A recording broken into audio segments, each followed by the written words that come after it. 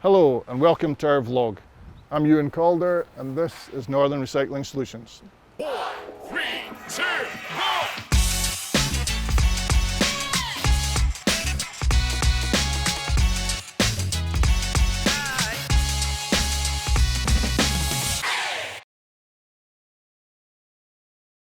Good morning and welcome back.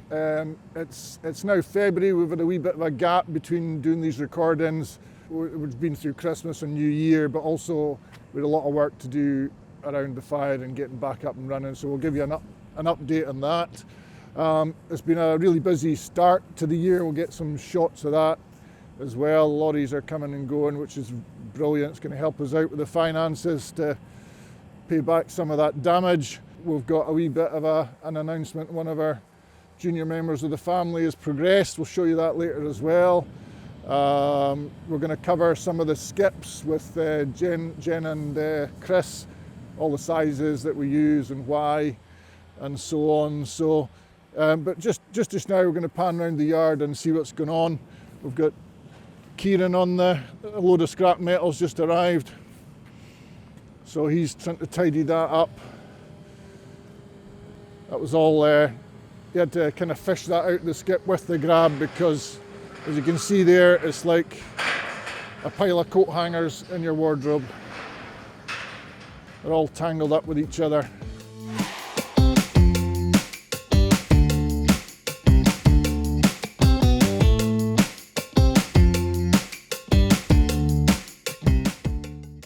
You'll remember this area from the last episode when we were finishing the concrete. Well, this is it in full operation now.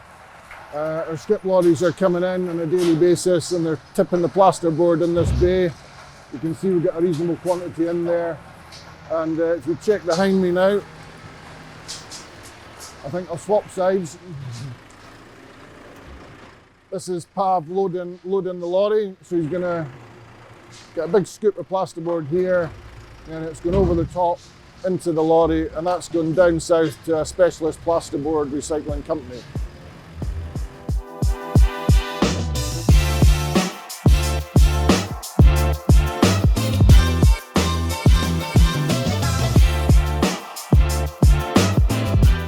Right, we've taken a wee pause in proceedings at the moment. What we're doing is the haulier we've got for the plasterboard doesn't have a scale on his lorry. Some guys do, some guys don't. It's quite a handy advantage if they do. In haulage, in any business, you're trying to maximise the weight on the lorry to make it as efficient per tonne to transport it. So what we've done is taken a wee pause. He's away off to the weighbridge. We're going to weigh him, check where he is in terms of maximum weight. It'll be 44 tonnes. If he's too short, we'll get him back and we'll get him loaded up. And we'll see how it is. Hopefully he's pretty close and we can get him on his way down the road.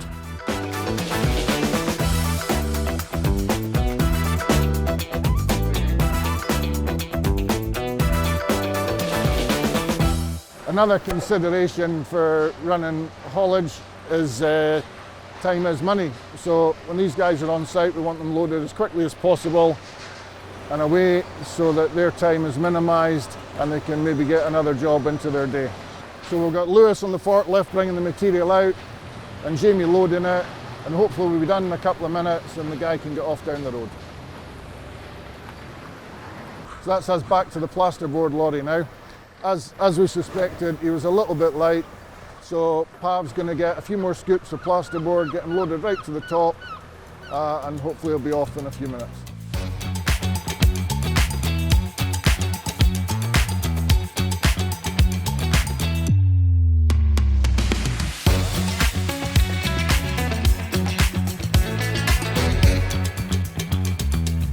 Hi, my name's Jen and I'm the General Manager here at Northern Recycling Solutions. This is Chris, our Site Manager, who you have already met, and today we're going to chat you through some of the different skip sizes that we can provide.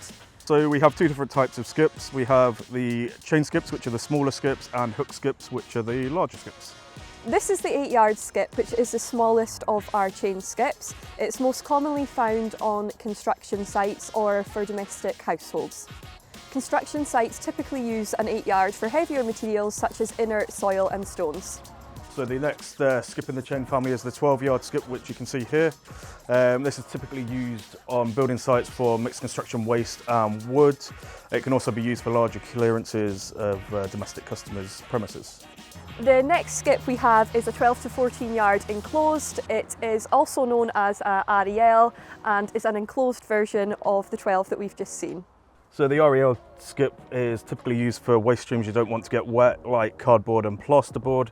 They're also used in areas at high risk of fly tipping, as they have the ability to be locked at both the front and the rear. We're now going to move on to the hook skips, otherwise known as the roll-on roll-off skips.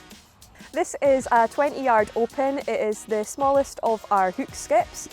Like the 8-yard skip, it is used for heavier materials such as inert soil and stones. Next we have the largest skip in our fleet, which is a 40-yard skip.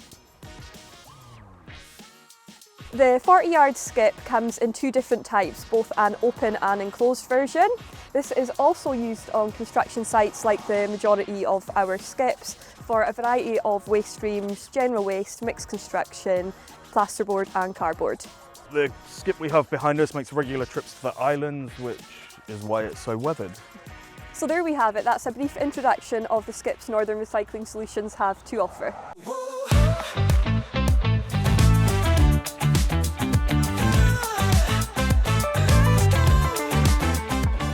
And in other news, we have a new driver in the team, none other than Jamie Calder himself.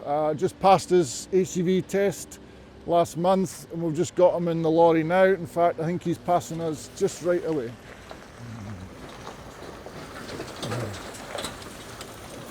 Funny enough, he's already displaying some of the traits of a typical lorry driver. They are under a lot of pressure every day to get through the amount of skips. We've started the year really busy, which is great for the business, helping with the old finances to help pay for the repair work to the fire. But you can see that he's reluctant to get filmed today because he's busy. And we're going off to see him in a minute, unload a skip in the yard, just to see how he gets on.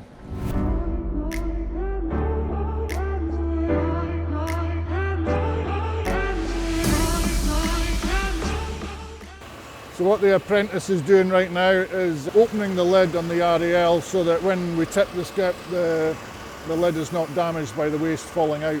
This last year, the drivers were kind of taking a shortcut when emptying the skips, and the lids are getting damaged and torn. What he's trying to do here is catch the hooks at the bottom of the lorry there onto the bottom of the skip. As you can tell from the number plates in the skip, this is a motor-related customer's waste.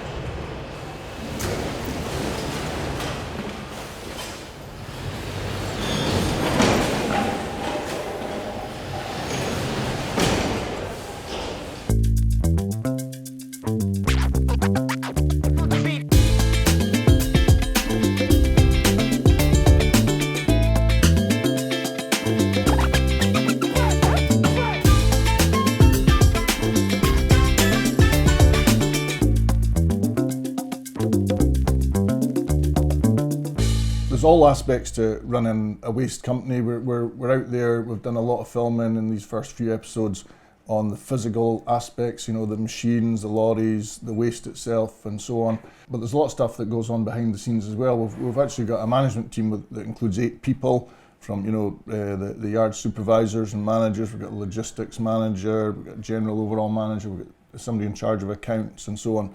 As part of their development, we've signed up with a company called SMAS, which stands for the Scottish Manufacturing Advisory Service. And they have been training us over a 3-month period, so we've had 4-hour sessions once a week for the last, and it's been really interesting, really useful, a lot of new concepts about how to make your business more efficient, because you know you'll have noticed the name was Manufacturing Advisory Services, and we are kind of very process orientated here, similar to factories. We've got material coming in, it's got to be dealt with and sent away efficiently.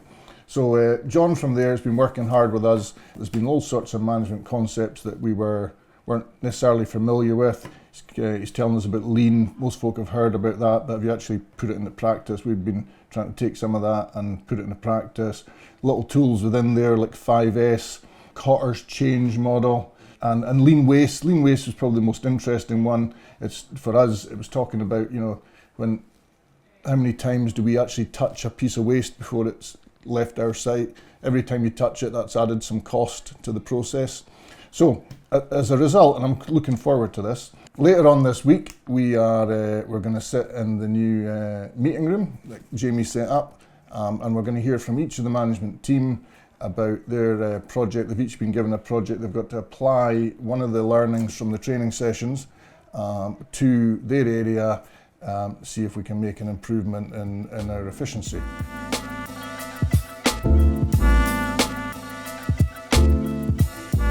With Jamie out in the lorry now, you're kind of stuck with me for this episode, I'm afraid, mostly. So just thought we'd cover some of the unusual items we get in. Every day is different. I kind of speaking to some of my colleagues, every 2 or 3 months we get a new waste in that we've never seen, and we've been doing it for almost 20 years. So, some of the unusual items we get in, for example, here's an old porter cabin. Don't know if you can see the roof, but it's basically knackered. There's ivy growing up the walls on the other side of it and so on. Customer didn't have the ability to crush that on their own site, which would have been the more cost-effective way for them to get rid of it. So they've sent it to us whole, and we'll just get the big grab, break it up, see if we can recover some of the timbers and other recyclable materials. The roof felt and so on all end up in the energy from waste plant. But yeah, every day is different.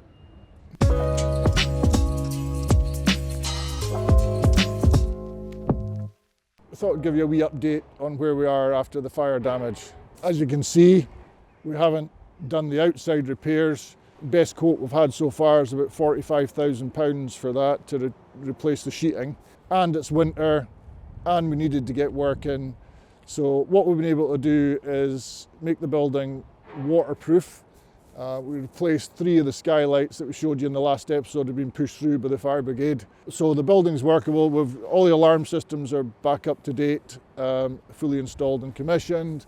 The electrician sorted out all the lighting for us. And I don't know if you can see, but you can see there's cable tracks around the outside of each door. What we've actually done is to kind of help ourselves with repair costs in the future, is we've run all the electrics around the outside of the building, which is a bit unconventional, but it's all protected and safe. But that means if we do have a fire in the future, hopefully the reinstatement costs are going to be less expensive. We're also doing things like, people maybe not have thought about this, we hadn't thought about it, but we've got switches on the outside for the roller doors.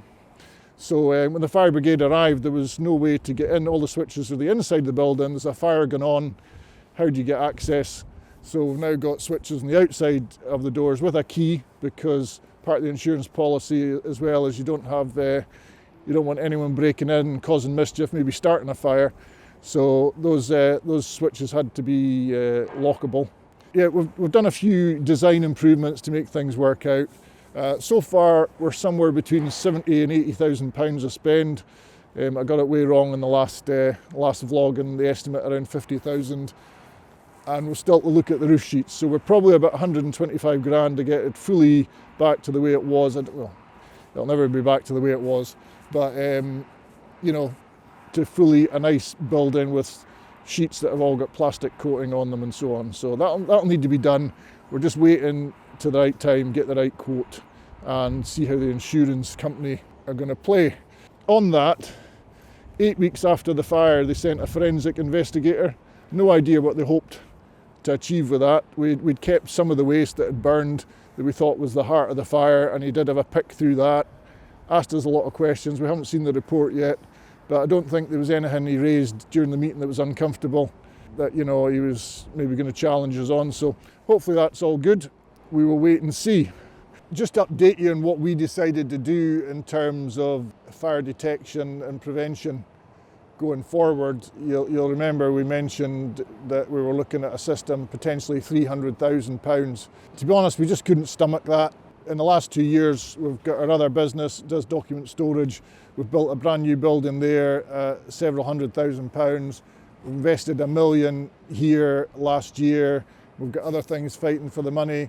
So it's a risk, but business is a risk, and you have to decide on the right thing for you. What we have done is invested in a very fancy, expensive Bosch camera. It seemingly runs on AI, and it can detect smoke far earlier than any of the previous systems we had. Those of you familiar with the waste industry will understand that dust is a huge factor. So the old-fashioned kind of smoke detectors, little red circles that you see in most ceilings in most commercial properties, can't be used in a waste facility because smoke is effectively particles in the air. And so in a dusty environment, there's a skip from a builder's yard, gets tipped, there's dust everywhere, that's triggering alarms, you get false alarms the whole time. It's really not workable, it's really not serviceable and maintainable. So really your detection is thermal cameras that we had before and heat sensors. So what we've done is we've gone forward with a fancier system. We've reinstated all we had, but we've added this smoke detection. And the guys that did it had a smoke bomb, little smoke grenade, and within 10 seconds of that thing going off, I could hardly see the smoke on the camera myself. The alarms were all triggered. So we're hoping that early warning is going to be quicker than what we had. We can get assistance from the fire brigade sooner. That's how we're going to work. So as you can see, we're back fully running. We started roughly 2 weeks before Christmas. All the people, and there was a bit of a push for that, the people that had been helping us take waste, some of them close over Christmas. We don't. We've got a lot of hotels and people like that trade throughout the winter period. So we had to get ourselves back up and running, and our contractors worked really hard to do that. So a big thanks to them. And that's it, it's business as usual again, and it's actually going really well. January's been a fantastic month. February's looking strong as well, so long may it continue. Traditionally in the waste industry, all prices are reviewed on the 1st of April because that's when the landfill tax increases are applied by the government. So we're heading towards that. So it's kind of inspired us to have a wee review at our own costs and what we're doing and who we're paying. And we've managed to drive a couple of savings, which is great. So glass bottles, that's why we're standing here, is one of them. Managed to find a new outlet that's going to save us a few pound a tonne. So that's going to help. And if we pan around this way, we've also got a new plasterboard outlet, and that's part of what this building was about. It was built to try and help us do that. To get the best disposal costs, you need to be able to send away bulk, and to be able to send bulk plasterboard, you need a large area that's dry to keep it, build up your lorry full. Your Arctic lorry full. So that we've got that, and that's been working well for us. So we've managed to save a few pound on our plasterboard and a few pound on our glass.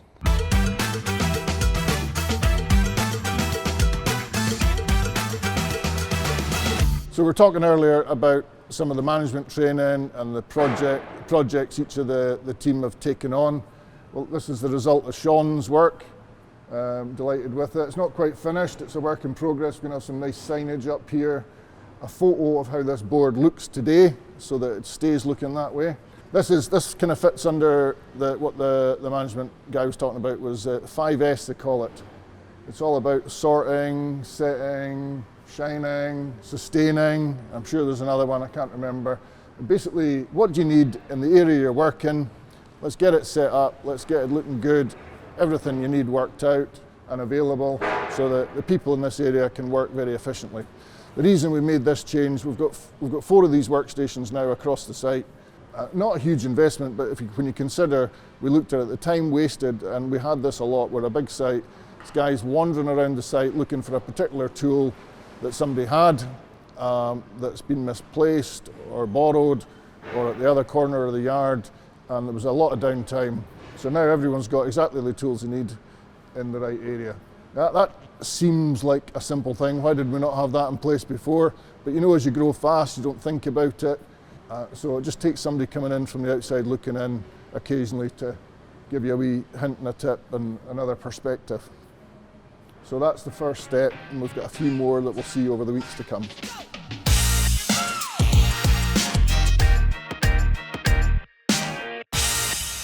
So we're dotting about a bit today just to try and cover all the little things that are going on in the yard. Just touching a little project we've got going here. This is our old baler. Over there is our old baler. So we're on our third baler. This is a move more baler, horizontal manual wire tie. This is where we started. It's, I don't know, 12, 13 years old was when we started baling. It was kind of getting a bit ropey. The door was bent. It wasn't opening easily. So we bought that second-hand one over there just to keep us going until we could save up enough to get our nice Van Dabby Dozy auto tie baler. This one's still got some life in it. We've had it refurbished. Local engineering firm took the door out. They've reinforced it, straightened it up so that it's not causing any resistance when it goes up and down.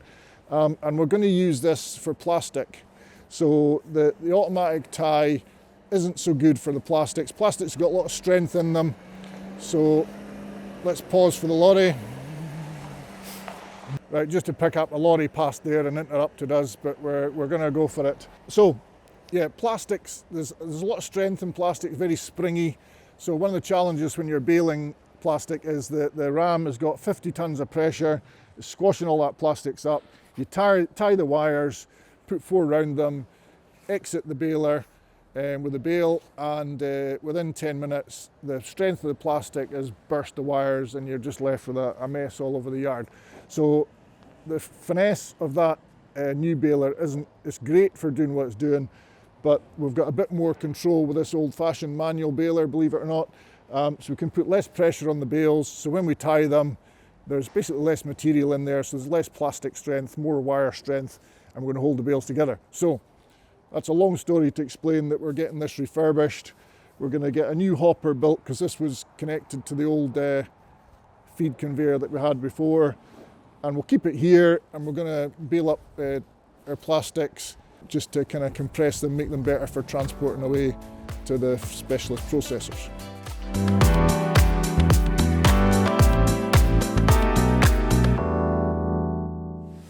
So that's us coming to the end of our 5th vlog.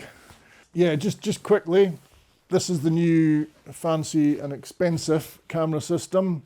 We've set it up so it covers all the warehouse. It's difficult to try and get that positioned. I appreciate we've got a couple of blind spots behind these barriers, but when we've tested the sensitivity, it's picking it up fantastically. So we're quite happy it's going to kind of work when it needs to, fingers crossed.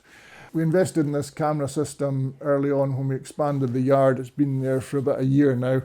But Big Brother's watching you, but it really helps us see what's going on in the yard.